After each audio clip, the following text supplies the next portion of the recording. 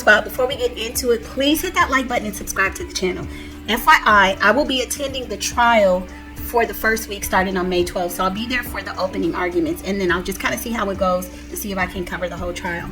So stay tuned and locked in so you get your trial coverage from Celebrity ScandaLust, because I'll be in the building.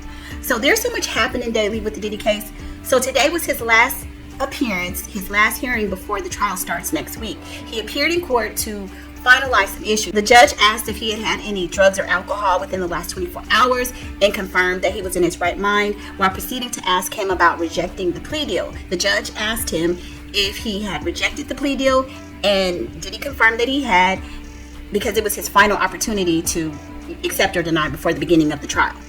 It was reported that Diddy entered the courtroom in good spirits. They said he was animated, hugged his team, waved to the gallery. He had smiles. They say he looked like he was in good spirits. He reportedly listened to the exchange between both sides, took notes, and was, talking to his attorneys throughout the hearing.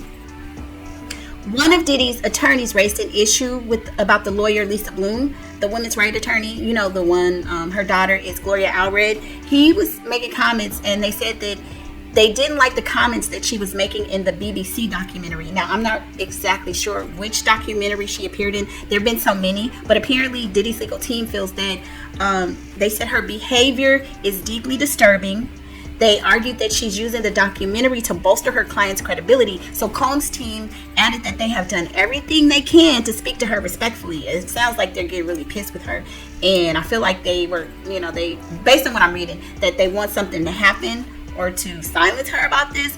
And so the Judge Subramanian, questioned Diddy's attorney, asking whether Bloom had violated any rules of professional conduct. His attorney said that she wouldn't go as far as to say that. And so the judge was very stern, and then reminded both sides that, there are rules surrounding professional conduct. And he said that the court will not tolerate any violations, and reminded everyone of Combs' right to a fair trial. So pretty much telling people, play by the rules, don't uck it up. And I guess, because if they do, there probably will be sanctions. Then there was a discussion about jury selection, about potential jurors. And so what they decided, both sides agreed that the potential jurors will be brought into the courtroom one by one. They'll be questioned one at a time. Members of the press will be allowed to be present for that. But both sides agreed that if there are any particularly sensitive questions that the prospective juror does not want to answer or is uncomfortable with, the jury candidate can participate in a sidebar in a separate room. So they can kind of, go to a separate gathering place and talk about it. They don't have to do it in front of the press.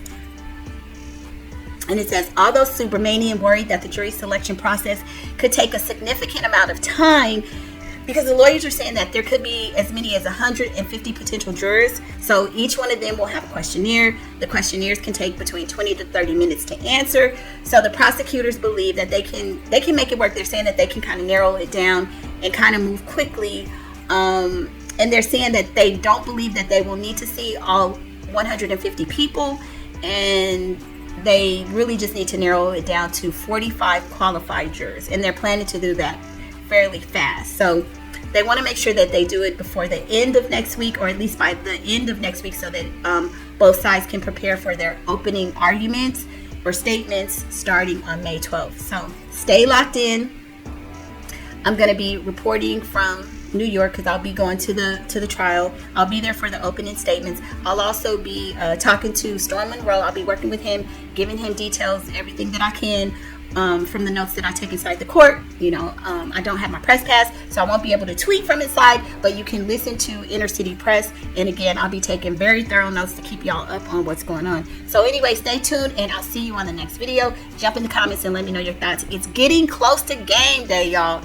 I don't know, Diddy. I feel like, I don't know what the plea deal was. Some people were saying that they knew the parameters of the plea deal. I have not seen it anywhere. They didn't even mention it when they were, talking about what happened today in court. They did not mention what the plea deal was. So I don't know how people are saying that they know what it is. But if y'all know, put it in the comments, because I would sure like to hear it. But I think that I don't see Diddy overcoming this. I think Diddy's going to do some time. But y'all jump in the comments and let me know your thoughts. And I'll see you on the next video. Bye.